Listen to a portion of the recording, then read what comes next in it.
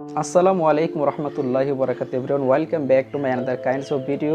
তো আশা করি আপনারা সবাই ভালো আছেন। তো আশা করি থাম্বনেল দেখে বুঝে গেছেন আজকে কি সম্পর্কে নিয়ে আলোচনা আমি করতে যাচ্ছি। তো আজকের টপিকটা খুব ইন্টারেস্ট এবং খুব ইম্পর্টেন্ট। আমরা অনেকেই জানি না কোন কোন ওয়ার্ডসগুলোর পরে আসলে আমরা প্রিপোজিশন আমরা ব্যবহার করা যাবে না। সো সেই সম্পর্কে আজকের এই ভিডিওটি আমি আপনাদের সম্মুখে উপস্থিত হয়েছি। আশা করি ভিডিওটা মনোযোগ সহকারে দেখলে আশা করি আপনি অনেক উপকৃত হবেন।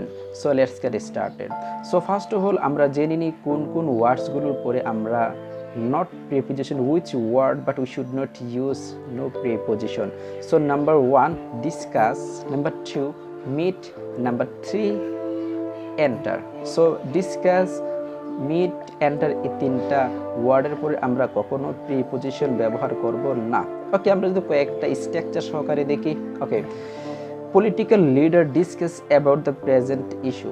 এখন এই সেন্টেন্সের মধ্যে ভুলটা কোথায়? আমরা কিছুক্ষণ পূর্বেই বলেছি যে ডিসকাসের পরে নো ইউজ প্রিপোজিশন। তো discuss about the present issue. Okay, ডিসকাসের মধ্যে অ্যাবাউট বসেছে, কিন্তু এখানে অ্যাবাউট বসবে না। অ্যাবাউট একটা আমরা জানি প্রিপোজিশন। তাহলে সেন্টেন্সটা কারেক্ট কি হবে?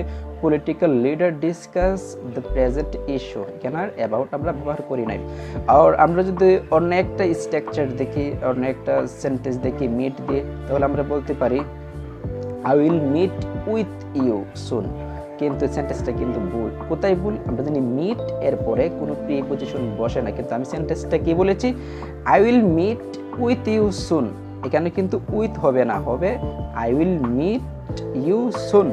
তাহলে আশা করি বুঝতে পারছি ডিসকাস, প্রেজেন্ট অ্যান্ড এন্টার এই তিনটা ওয়ার্ডের পরে আমরা কখনো প্রিপোজিশন ব্যবহার করব না।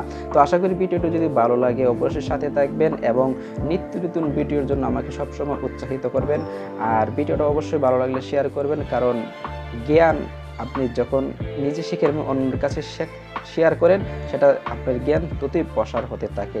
সো ভালো থাকেন, সুস্থ থাকেন, সবসময় আমাদের সাথে থাকেন। আসসালামু আলাইকুম রহমতুল্লাহি ওয়া বারাকাতুহু।